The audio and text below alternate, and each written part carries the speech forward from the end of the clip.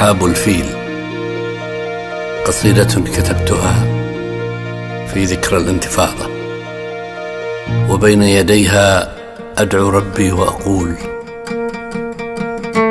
اللهم إني أشكو إليك ضعفي وقلة حيلتي وهواني على نفسي وعلى الناس، ذلك أنني كتبتها بلغة الضعفاء،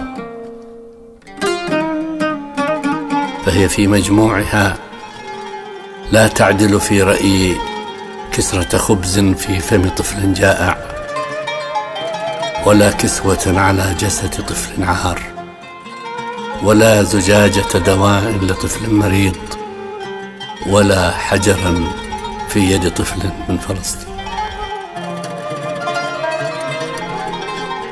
أصحاب الفيل. أسائلكم في عجب: من أعطاكم هذا الحق؟ أسائلكم في غضب: من حكمكم برقاب الخلق؟ أسألكم: من أورثكم هذه الأرض كحق مطلق؟ ولماذا رخصت أرواح الناس؟ لماذا تقتلع الأشجار؟ لماذا البيت بمن فيه يحرق؟ ولماذا الطفل لديكم تقتله التخمة، والطفل لدينا يعرى ويجوع ويخنق؟ من غزة للقدس ومن بغداد إلى البصرة أرواح تزهق، فالطفل لدينا دمه ماء، والطفل لديكم دمه أزرق. يا أطفال العرب اتحدوا، يا أطفال العرب انتفضوا، فلقد جاءكم الشعب المختار، لقد جاءكم الشعب الأحمق. أنبئكم أني أسمع للأرض أنينا مبحوح،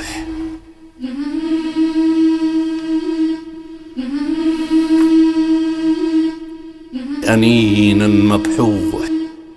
أنبئكم أن الأرض تنابت أحجارا وجروح، وزنودا غضنها الجوع، وأفواها تبكي وتنوح. وأنبئكم أن الدم يحاصركم، وسيملأ أوجهكم قيحا وقروح.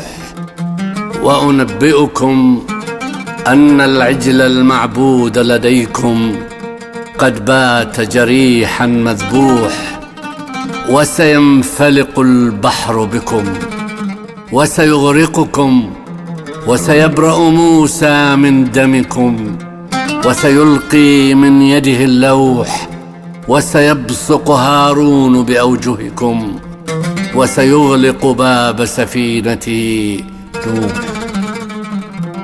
يا قابيل، يا قابيل، قتلت أخاك، ستلفظك الأرض متى تغدو وتروح، وسترفض غربان الأرض، سترفض غربان الأرض أن تحفر قبرا رائحة الخسة منه تفوح، وستبقى منبوذا في التاريخ، وتسقط فرية شعب الله الممنون.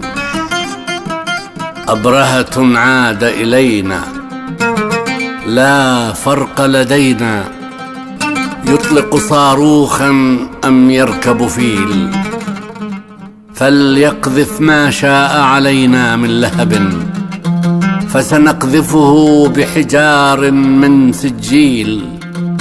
وسيولد أطفال رضع الحقد، فجيل يأخذه عن جيل، وستنبت أرضي أحجارا تجعلكم كعصف مأكول.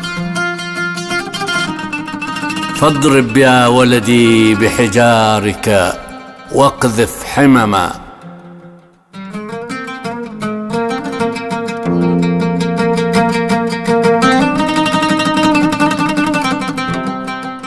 فاضرب يا ولدي بحجارك واقذف حمما، إنك إذ ترمي لم ترمي ولكن الله رمى. في الأرض جذورك تمتد وهامك فوق سما، ولك الوطن الأرحب هذا، فاقذف بحجارك فيه ولونه دما، إنك إذ ترمي لم ترمي ولكن الله رمى.